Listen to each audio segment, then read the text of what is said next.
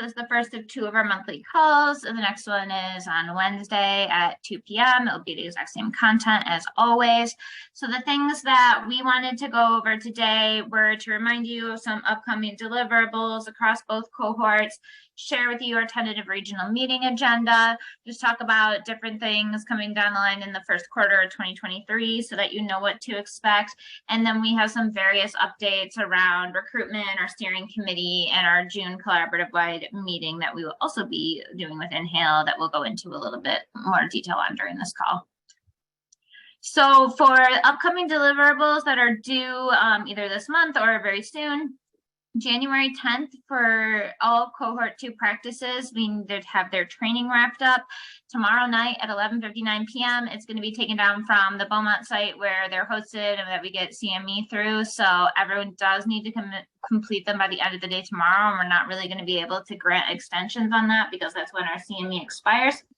Later on today, all the PO administrative leads and primary contacts are going to get an email with any one of their clinical champions for cohort 2 who hasn't completed this yet. So most people are done. There's about 30 trainings incomplete across the whole collaborative, across all 4 trainings. So you'll hear from us if that applies to you and your practices later today. Next upcoming deadline is January 20th for those POs that have endocrinology and nephrology practices participating. Those case summaries are going to be due on that date. So we have about 2 weeks left to wrap those up. We're going to remind you on Friday, January 13th, and provide a list of any endocrinologists and nephrologists in your PO who still need to complete these case summaries. We only need 1, and they take about approximately 20 minutes to complete. So hopefully these practices can find some time within the next couple of weeks to get those submitted. And then the final upcoming deadline is around our progress reports from the cohort 1 site. We sent these surveys out in early December. We're going to be sending reminders both this Friday and then the 25th, 1 week before they're due, just to remind everyone to get those in as well. So these are kind of the things that we have coming up in the near-term future as far as deliverables. And then in our quarter 1 overview, we'll get to some other things that are coming up as well. So just wanted to go over briefly with everyone the agenda potentially for our spring regional meetings. We're going to get a little more specific with the actual topics as we get closer to it, but where we are right now, we'll start with like a welcome and updates and any housekeeping items led by our co-directors. In these meetings, as a reminder, we're having the endocrinologists and nephrologists attend as well. So we were trying really deliberately when creating this agenda to make sure that the topics that we choose broadly apply across all those different specialty types.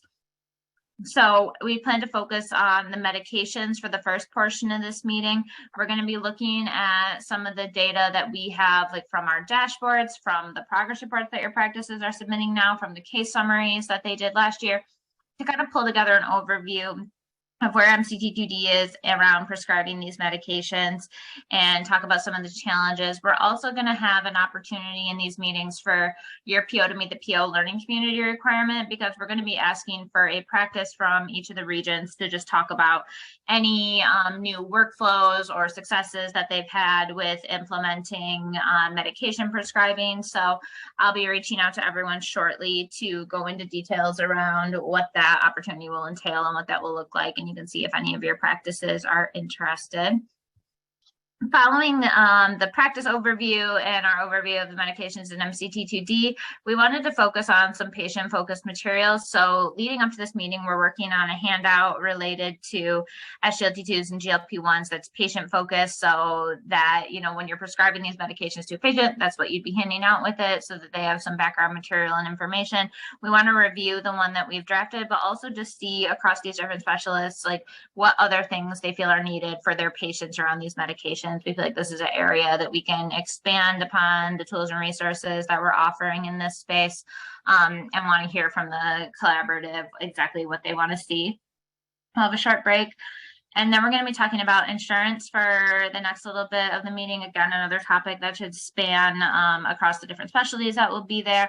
We want this to be not so much a presentation, but kind of interactive and discussing amongst like the entire group. So we're going to be focusing on that there. And then we'll have the closing where again, we'll just do some operational updates, talk about where we are with the data, any other kind of operational changes that you'll see. So that's what we're thinking for the spring meetings. Holds have been on everyone's calendar for some time now. We'll plan on opening registration likely sometime in February for these meetings. Another just housekeeping item, we just wrapped up endocrinology and nephrology practice recruitment. And so we're going to be bringing on 6 new endocrinology practices and 1 large nephrology practice on the west side of the state. So on here, we have all of our new practices listed, and we'll be asking them to attend these regional meetings as well. So we should have pretty broad representation of almost all of the regions now having an endocrinologist or nephrologist. I think there's still maybe 1 or 2 that doesn't, but we're getting more comprehensive in our coverage across the state amongst our participating practices. And an update on recruitment, and I know this is a departure from what we've been talking about in these last few PO monthly calls, but we have decided to hold off on 1 year of recruiting in 2023. We wanted time to integrate more data sources into the dashboard because we are getting to that point that we do want to launch a performance measure soon. And we wanted to make sure that we had the data and everything where we needed to be and wanted to be able to spend a lot of time focusing on that this year. And these other items that are listed here as well is around what we'll be doing, working on adding new tools and resources, delivering learning, community events, etc. We do strongly anticipate opening up recruitment again in 2024. So we're just hoping to have kind of a tighter lock on the data by then and have that farther along before we bring on additional sites. So we're not going to be having new POs join or having any POs add any additional practices just for this 1 year as we get more ramped up with the data. Slide was not in order, but again, here's the regional meetings too, if you just want to reference them. These we covered this on a previous PO monthly call. The only update from that time is that we did solidify a venue for the Traverse City meeting, so that's listed on here too, with its location. So all of these are accurate. Any with these stars, it's a new location. So we'll see what everyone thinks of those, and if we like them, we'll stay with the same ones in fall, and if not, we will try to find new venues. Another update, just wanted to let everyone know as we enter into 2023 what our data update schedule is going to be. So as I think many of you saw, we did add all Blue Care Network claims data to the dashboard. So that's in the December enhancement. So patient population likely increased a little bit there, at least on the claims data side. Our first data refresh of this year is going to be on February 15th, and that will bring the data through 11:30. And then we'll just have this in the slides that we post on our website for your reference as well, so that you can see like where these changes are. There was a question in the chat, will there ever be a way to onboard new physicians for participating practices? So the way that works is, right now, if a physician joins a practice in the middle of the VBR year, we don't count them as participating for that year because you can imagine the administrative burden on Blue Cross of adding and taking away physicians like throughout the year as there's so many fluctuations. What they wanted to do was just start all new physicians on the next cycle of VBR. So let's say you have a physician join one of your currently participating practices tomorrow.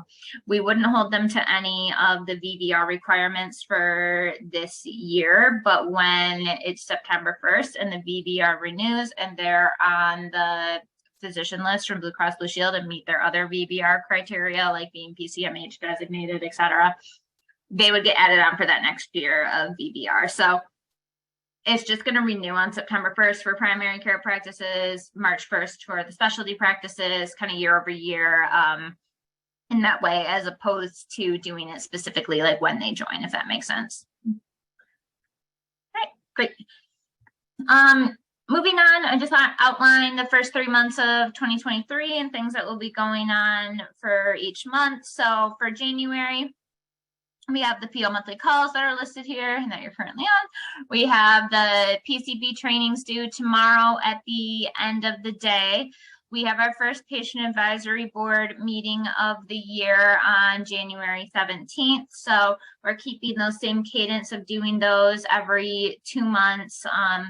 Again, we're always looking for additional patient advisors to be a part of the collaborative. So if your sites have patients that would be a good fit, definitely let us know. We'd like to get to the point that we have a patient advisor for each of the regions and involve them more in the regional meetings. And if we have a larger group, it's obviously going to be easier to find people to participate in that.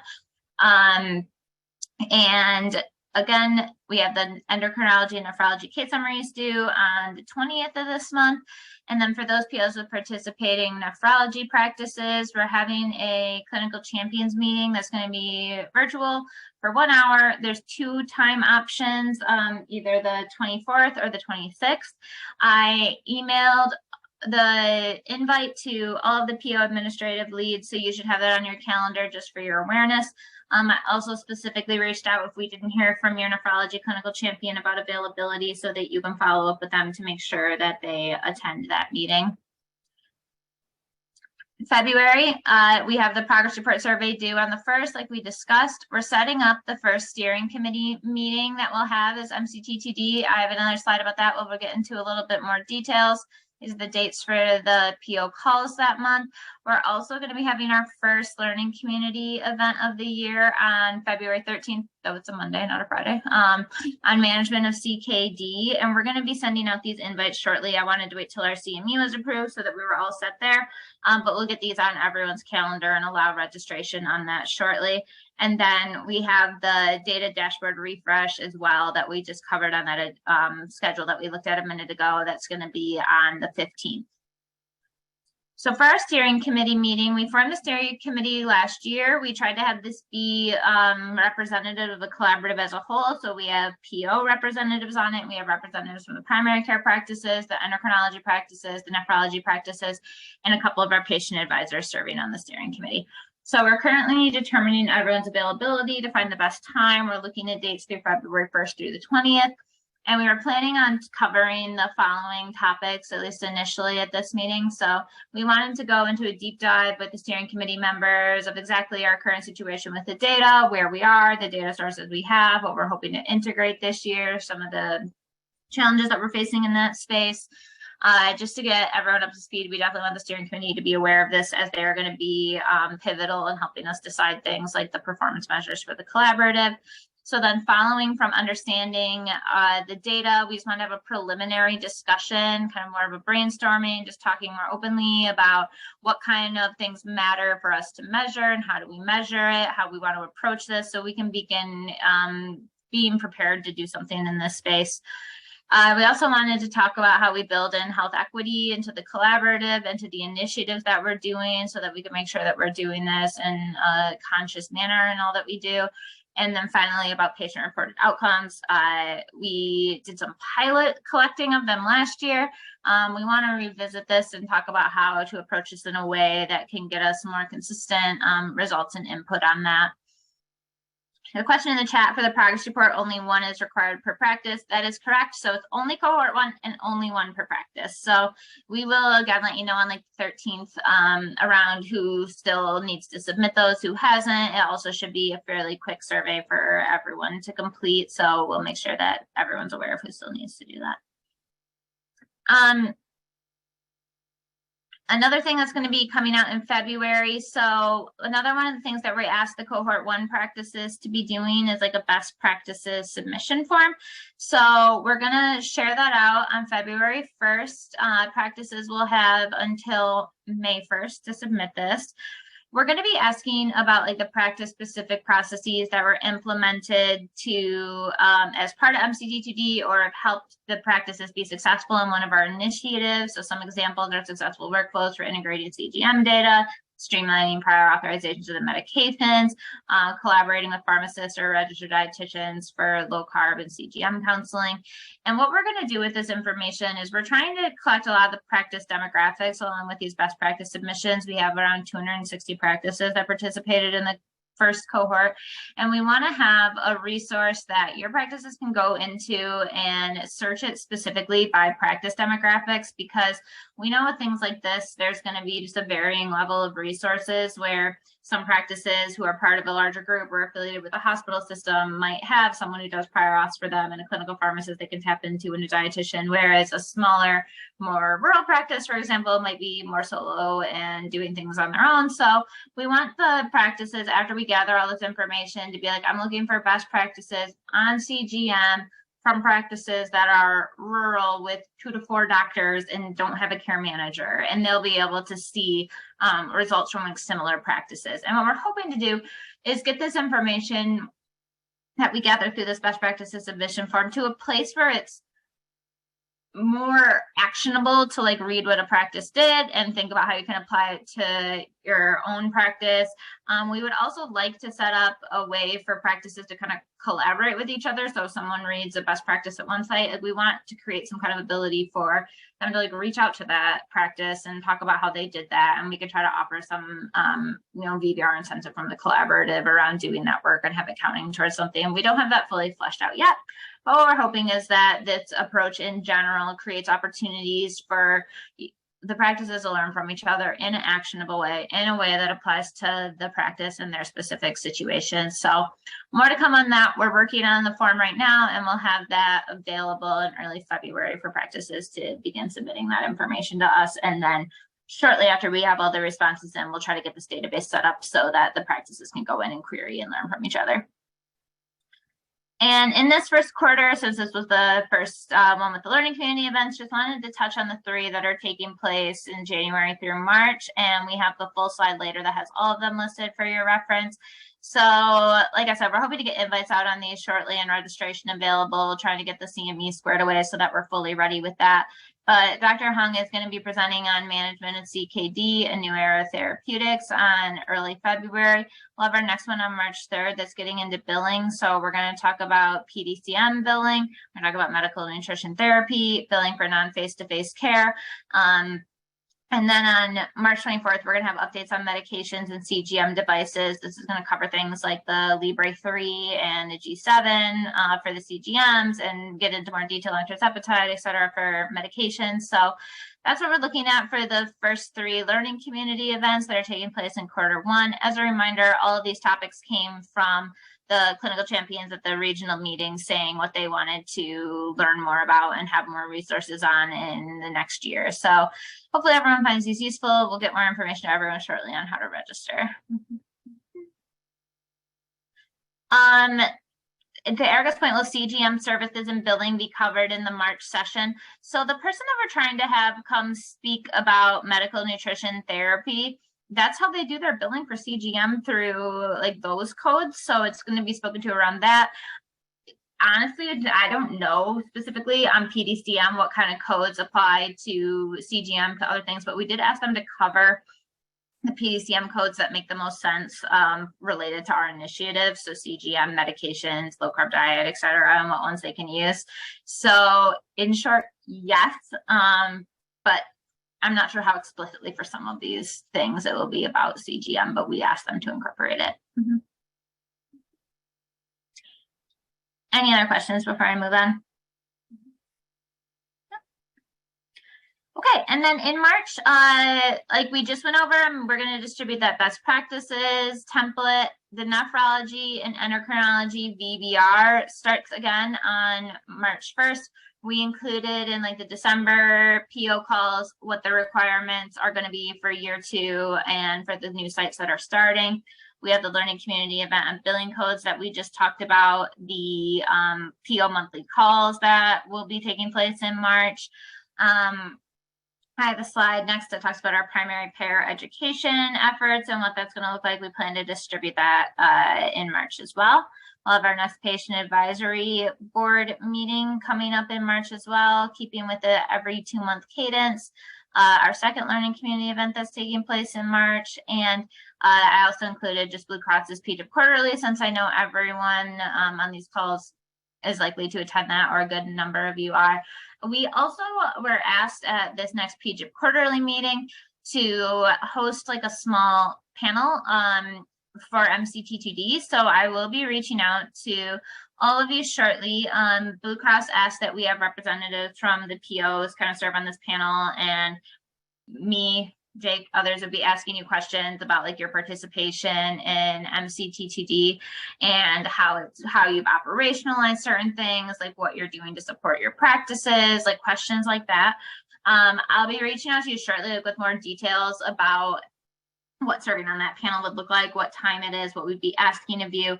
If you did participate in that, it would meet your PO learning community requirement for 2023. So I'll get back to you shortly on the number of panelists we need and get you more related information about that to see if it's something that you're interested in. And in the chat, Erica, you're saying specifically the CPT codes for CGM 95249, 95259, and 95251.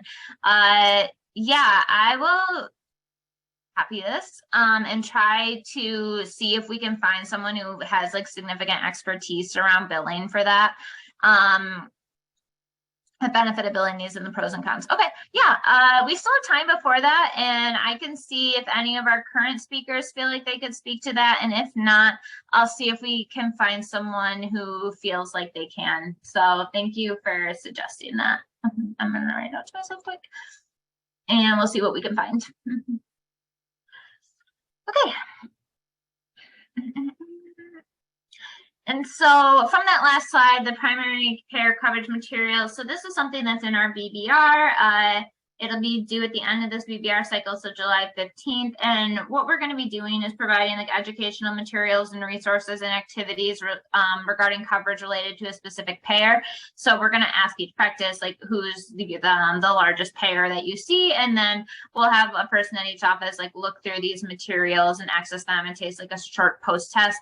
Like it says on here, it doesn't need to be the clinical champion who does this at the practice level. It can be the person who handles prior authorizations or the office manager, whoever it's going to make the most sense for at each practice to be the person reviewing that. And the reason we wanted to do this is, as you all know, when we ask about challenges and what the issues are, coverage always comes up as a major challenge.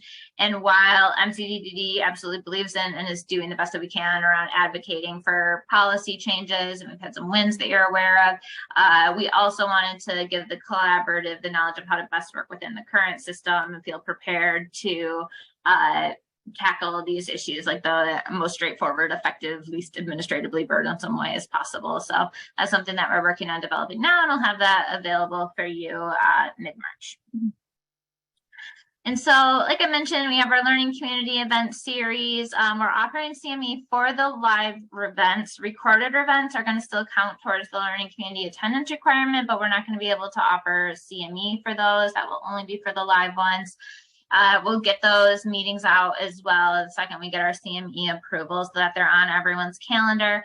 But here's the full list again. We covered this in some of our previous monthly calls, but once it's official too, we'll send out holds to both all of your calendars and those of the clinical champions in your site so that everyone's aware, and we'd ask you to share it with the other providers at those sites as well.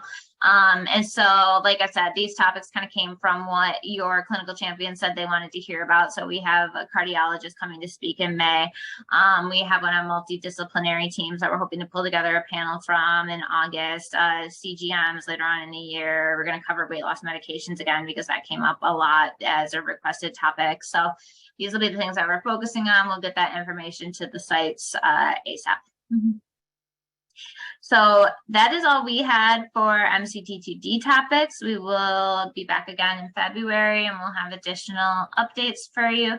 Before I hand it over to Carla to lead the inhale portion of the discussion, do you have any questions? And actually, there's one slide that I forgot to include, but so I'll just tell you verbally. But we're going to have our collaborative wide meeting that we're going to be splitting with Inhale. Half of the day is going to be MCTTD. It'll be hosted kind of exactly like these calls are. If you come to the ones that you're in both CQIs, you'd stay for the full day. If you're only participating in MCTTD, you'd be there from 8 to noon. If you're only in Inhale, from 1 to 5. We're going to have these in Lansing, and This was a result of the conversations that some of you have had on like the PO CQI focus group calls that Mark Cohen hosts at Blue Cross Blue Shield. This seemed to be what would be most helpful for everyone around not having to attend multiple different day-long meetings for both CQIs like in the same month or stacked in a weird way. So we thought this would be the most straightforward and easy for you to kind of have them in one place together the same day. So hopefully everyone likes that. We'll check in with you to make sure that that format worked well for you. We're looking at June 16th for the date for that, and we're going to be sending out holds to everyone's calendar likely by the end of the week, just so that you're aware. Yeah, that is all that I have. I will hand it over to you, Carla. Great, thank you, Jackie. Ours is going to be super short. As you all know, we're brand new with all of this stuff, so we're just going to do some quick updates, and I want to show you a little bit more of our Inhale Learn portal for our education materials. So let me start off with just our agenda here. So we're just announcements and updates. Blue Cross Blue Shield is still reviewing and updating our participation requirements, so we can't share those. We talked about that in our next steps meetings, but we haven't been able to, or we do not have those to share quite as yet. So we're hoping to get those soon, and we'll get those out to you as soon as possible, along with some other stuff. The data hub and data, we're still exploring specialist attribution with Blue Cross Blue Shield and Michigan Data Collaborative. So that is, we're still working on getting the data available for the specialists to view. Portals and websites, I'm going to skip that because I want to show you some of the stuff that we're doing here. Recruitment, just a reminder there, we're not recruiting, just like MCTTD, we're not recruiting in POs in 2023, but our next recruitment for coming up is going to be the PCP deadline June 1st, and we'll be sending additional reminders for that.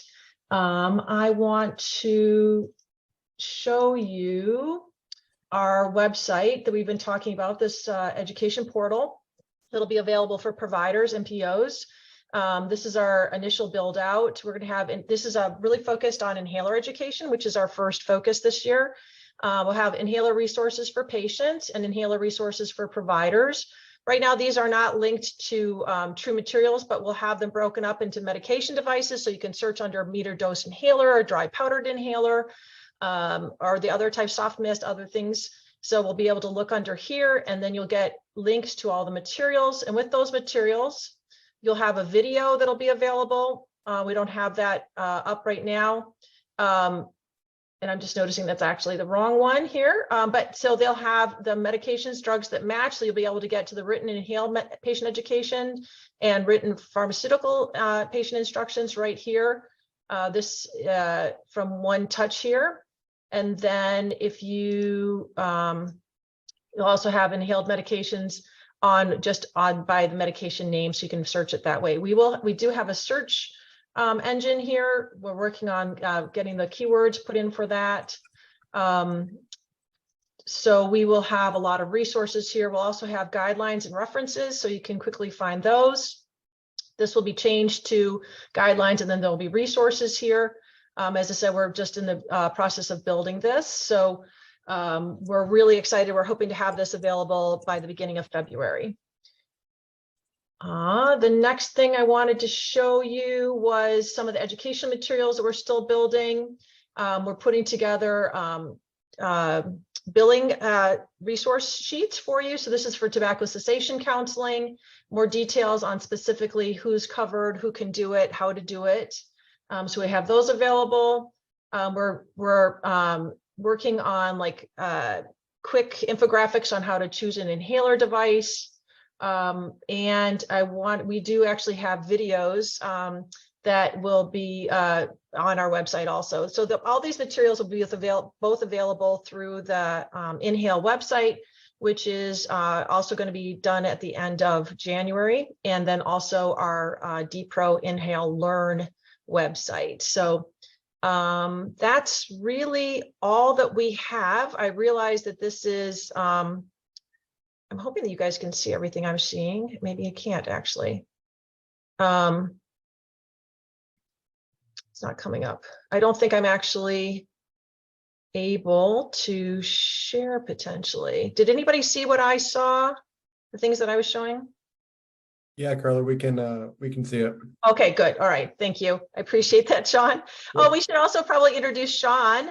Sean is our new you're the new associate project manager. Sorry, I should be able to get that off the top of my tongue there. So, Yes. Sean, do you want to introduce yourself really quickly? Yeah. Hi, everyone. Yeah, as Carl pointed out, I'm the new APM for the Inhale team. I'm happy to be here. I've been at U of M for about 5 years. I've been primarily with research for the last 14 years. So thank you, Carla. Yeah, well, we're so excited to have Sean here to support and fill out our team. There's a question here. When will we receive information regarding the smoking cessation 2% VBR? That'll be coming within the next 2 weeks. Any other questions? I realize this is super short, but I'd love to give you back tons and tons of time for your day. If we have any other questions, mostly just updates, as I said. Everything is up and coming. We are on hold for a couple of things, but we will get that out to you as soon as we can. Sean, can you think of anything else that we need to talk about? No, I think you quickly and correctly covered everything. So yes, we'll definitely get more information about the tobacco cessation. We have so we're putting together education materials for that. I can tell you really quickly, just off the top of my head, there will be three populations. So you'll get to pick one of those 3 populations to focus on.